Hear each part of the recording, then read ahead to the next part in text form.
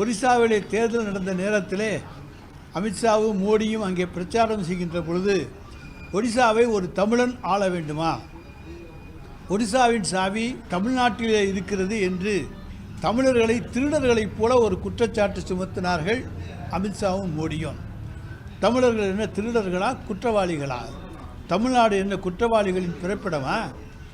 ஆனால் அவர்கள் அந்த தேர்தலிலே பரப்புரையிலே சொன்னது ஒரு தமிழன் ஒரிசாவை ஆள வேண்டுமா, அதுவும் தமிழ்நாட்டிலே ஒரிசாவினுடைய சாவி இருக்கிறது என்று சொன்னால் இங்கே ஒழித்து வைக்கப்பட்டிருக்கிறதா? இப்படி மற்ற மாநிலத்தை பற்றி பேசிவிட்டு பீகார் தேர்தலில் என்ன சொன்னார்கள்?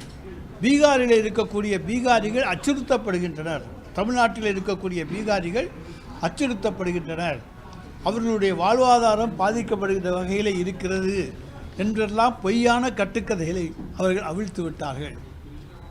ஜார்க்கண்டிலிருந்து ஒரிசாவிலிருந்து ஒரு டீம் வந்து ஐஏஎஸ் அதிகாரிகள் குழு வந்து நம்முடைய திருப்பூர், கோயம்புத்தூர் போன்ற இடங்களிலே இருக்கக்கூடிய பீகாரிகளையெல்லாம் சந்தித்தார்கள். அவர்கள் வீடியோக்களிலே வந்ததெல்லாம் வதந்தி.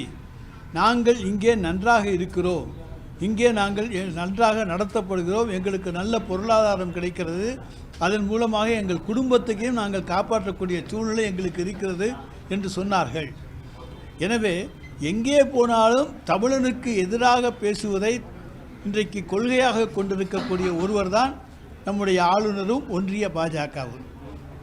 பேசினா உடனே என்னுடைய தமிழ் பற்றி தெரியாதா என்பார்கள். ஆனால் தமிழ் மொழிக்காக அவர்கள் ஒதுக்கியது 150 கோடி, சமஸ்கிருதத்துக்காக அவர்கள் ஒதுக்கியது 2500 கோடி. இதுதான் தமிழ் பற்றா? இதையெல்லாம் இன்றைக்கு மக்கள் புரிந்து கொண்டாக வேண்டும் என்பதற்காகத்தான் நாங்கள் சொல்ல இங்கே வந்திருக்கின்றோம். இன்றைக்கு பேட்டி அளிக்கக்கூடிய ஆளுநர் ஒன்றை மறந்துவிட்டார், தான் தமிழ்நாட்டில் இருக்கின்றோம் என்பதை மறந்துவிட்டார். இங்கே இருக்கக்கூடிய மீனவர்களுக்காக நாங்கள் ஒன்றும் செய்யவில்லை, போராடவில்லை என்கின்றார்.